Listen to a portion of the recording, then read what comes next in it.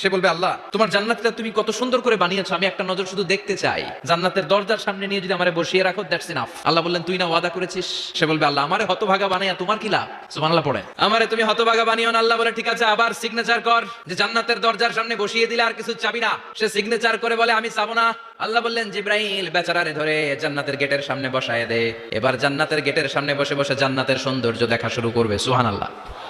ওই হতভাগা লোকটা বলবে আল্লাহ এত সুন্দর জান্নাত তুমি বানালাম, চোখ দিয়ে সৌন্দর্য দেখি, কান দিয়ে আওয়াজগুলো শুনি, হুর আর গেলমান হেঁটে বেড়ায়, এত সুন্দর জান্নাত চোখ দিয়ে দেখি, ঢুকতে পারি না, আমারে কষ্ট দিয়ে তোমার কি লাভ? ও আল্লাহ আমারে তুমি মাফ করে দাও, জান্নাতের চিপার মধ্যে এক কর্নারে তুমি একটু আমারে জায়গা করে দাও। আল্লাহ বলবেন ওয়াই হাক ইবনা আদম, তোর ধ্বংস হোক হে আদম জাত, মা আগদারাকা, তোর চেয়ে বড় গাদ্দার আমি আমার সৃষ্টিকুলে কাউরে দেখি নাই, কারণ তুই আমার সাথে চুক্তি করিস আর চুক্তি ভঙ্গ করিস। আল্লাহর রহমতের দরিয়ায় তখন জোশ খেলে যাবে, ওর আকুতি মিনতি চাহনি আল্লাহর